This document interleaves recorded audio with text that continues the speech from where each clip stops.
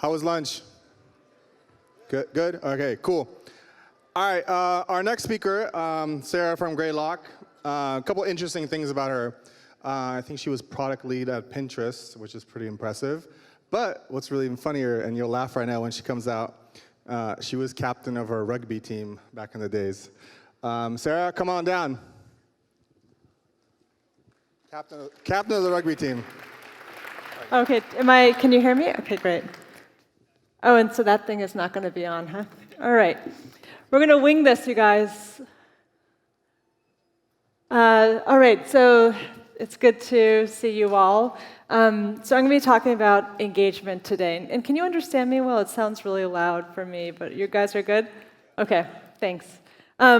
So what I am going to be talking about today is something that I think is probably on the minds of all of you, which is if you're building a consumer company, and specifically like this presentation is about non-transactional consumer companies, although I think it's going to be relevant to most of you, but just know that this is really suited for non-transactional consumer companies. But if you're okay, how do you maximize your chances of becoming one of the enduring multi-billion-dollar companies? And this is something that we obsess over at Greylock. We have been investors in many of the large consumer companies that have become these iconic companies, and we invest at the very, very early stages.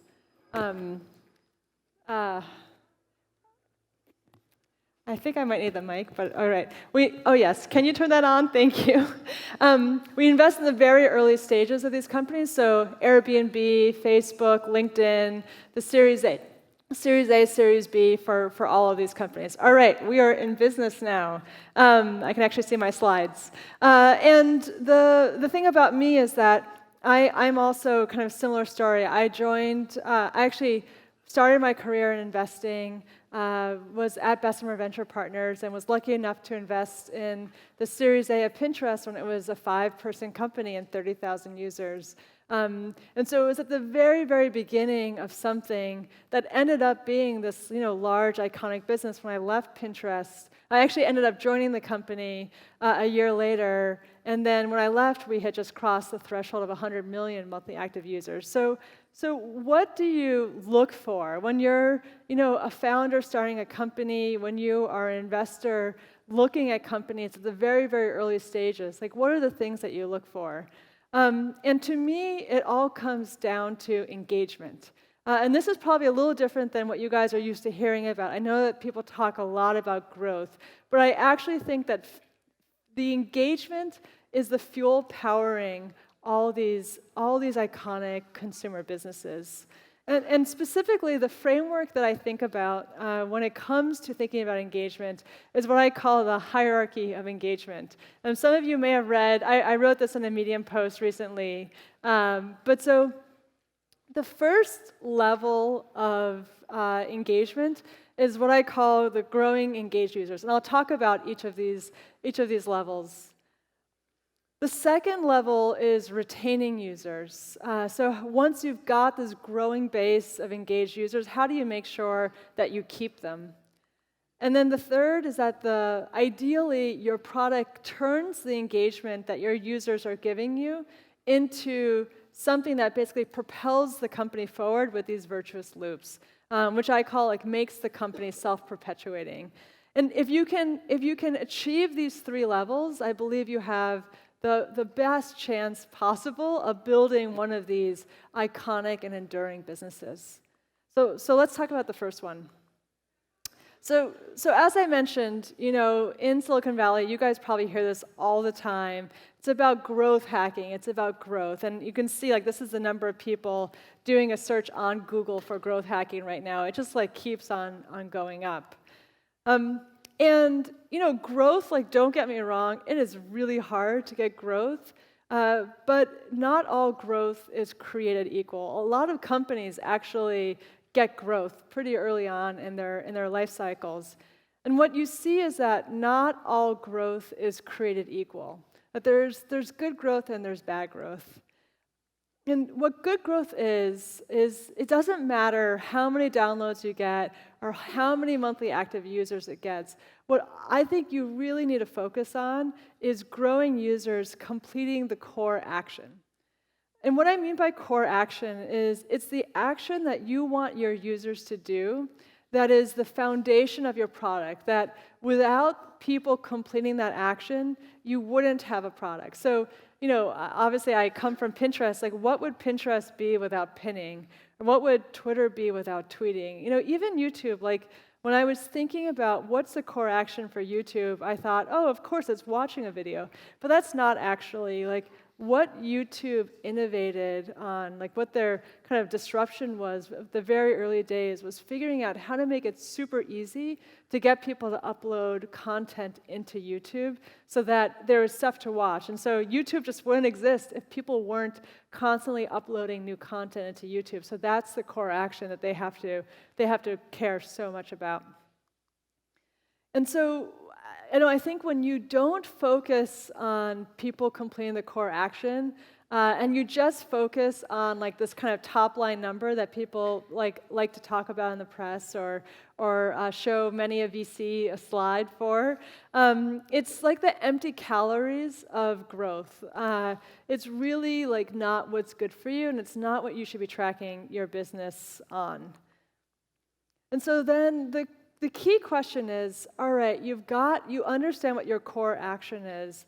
How do you make sure that you are going to be able to grow that base of people again and again and again to build a really big business? And one way of thinking about that is actually something that Nir Eyal talks about, which is actually a BJ Fogg behavioral model, which is that you look at how much motivation a user needs to complete the action and how easy it is for them to do that. It's called ability.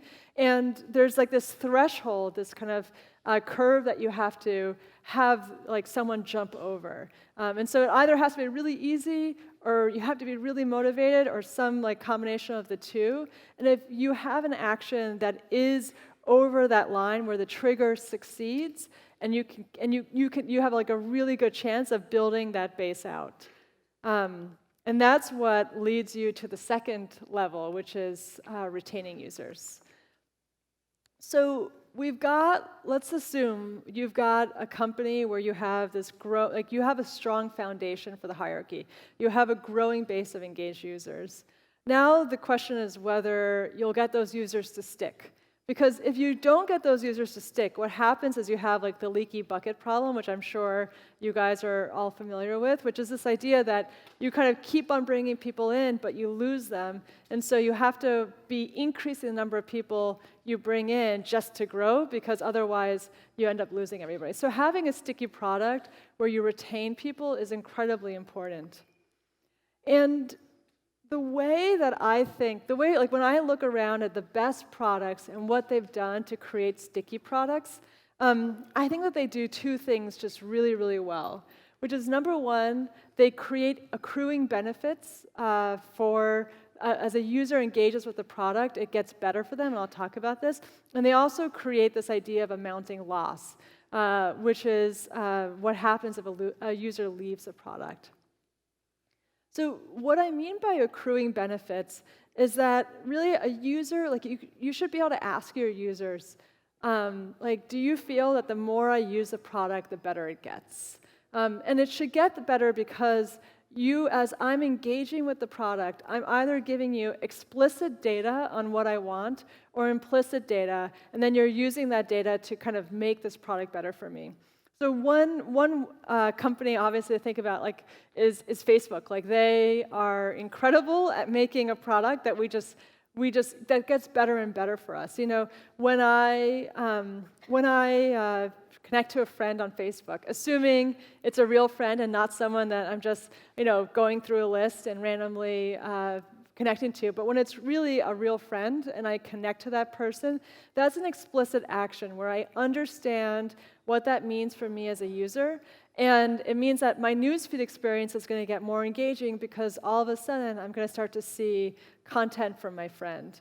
But Facebook also uses my implicit actions. So it's not just friending someone, it's what I read, what I kind of go through and don't even pay attention to, what I like. The things that are not explicitly about putting content into my newsfeed, but Facebook uses all that data I'm giving them to constantly make my experience in the newsfeed better, which makes me keep on coming back because there's always engaging content for me there.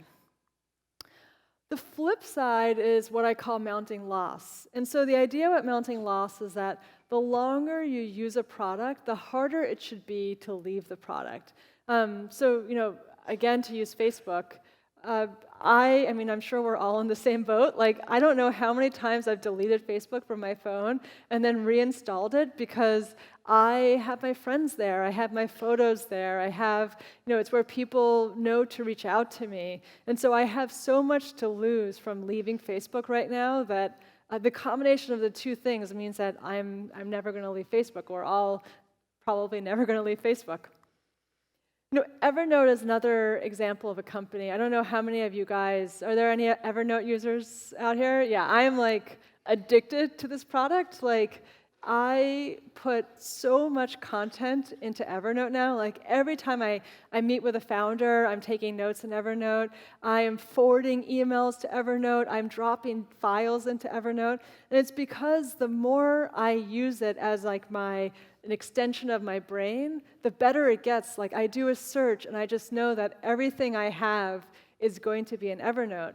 And so it has the accruing benefit, and at the same time, because I'm using it and I'm becoming more dependent on it, and it's such like this extension of really my brain, I can never leave. Like, I am going to be a lifelong customer for Evernote, and whenever there was news about Evernote like having some problems, like I was afraid, because if I didn't have Evernote, I probably would not remember where I live or what my social security number is or anything else.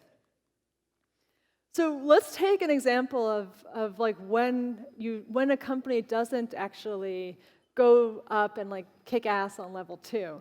And I think about anonymity apps. So I don't know if you guys are big users of Secret. Oh, Secret's now gone, but Yik Yak or Whisper, any of those apps. But I think anonymity apps, like I remember when Secret came out, I was at Pinterest at the time, and I remember it was a ton of fun in the beginning. Like, there were just people saying things, and so they were growing their foundation. They were growing the level 1 quite well. But then what happened is I started to feel bad. Like, I didn't like using the product. It just didn't make me feel good, so I would delete it. And then maybe a month later, one of my colleagues at Pinterest would be like, hey, did you see the rumor about Dropbox and Secret? So I would download Secret again, I would install it again, and my experience in Secret would be exactly the same a month later as it was when I had first deleted it. And it's because I don't have any accruing benefits or mounting loss in that product. I could delete it, fast forward a couple months, and the same experience would happen for me, regardless of if I had, in a parallel universe, been using the product. Then, Twitter also has anonymity, but they do it differently. They have a persistent identity. And so it means that because they have persistent identity, they have accruing benefits, a mounting loss, and it means that I think that they have a much more successful model for anonymity. So the third level and the last level is the self-perpetuating model. And so let's assume you've got a growing base of engaged users, and now you've got a sticky product. The question is, then, does the product become self-perpetuating? Do you create virtuous loops in the product? The strongest virtuous loop that there is a network effect. The product gets better the more people are using it. And this is the type of thing that people talk about, a flywheel. Like, you have a user who does something, it makes a better experience for all the other users, and the more you do that, the bigger the moat gets, because as you grow, you become better and better at something, and no new person can do anything about it. There are many other virtuous loops, though. There's growth in virtuous loops. So on Pinterest, if I discover a pin and I send it to my sister who's not a Pinterest user, then she might be like, oh, what's Pinterest? And actually sign up for Pinterest. And then she could do the same exact thing. So that's a growth virtuous loop. And then there's re-engagement. Like for every product, there are people who didn't come to Facebook today, amazing as that is. And if I comment on someone's status message from an old time or a photo, it will send them a push notification that brings them back onto Facebook. So that's another form of a virtuous loop. This is the hardest level to create. It is, almost like all products try to create virtuous loops in the product, but it's something that really has to be native to the experience overall. Going back to Evernote, like I'm in love with this product. They kick ass at level 1 and level 2, but at the end of the day, there's no virtuous loops in the product. When I do something on Evernote, it doesn't create any virtuous loops for anybody who's not using the product. They've tried to shoehorn chat into it, they've tried to do collaborative projects, but at the end of the day, it's just really a product that's about user value.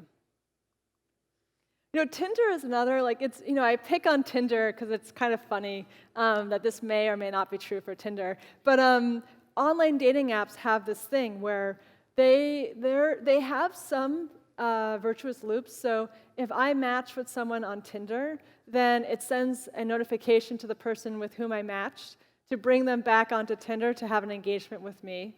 But the most important action, in a way, which is the whole point of Tinder, to have a successful date, is actually an off-ramp for this engagement flywheel, not an accelerator.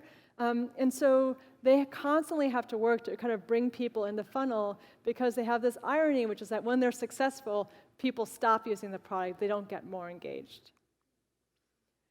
And so when you do have virtuous loops, when you have this kind of wonderful effect of having people engage with your product, create, it's almost like you think about all your users acting, doing things, engaging in your product. And just by doing that, they're fueling your growth.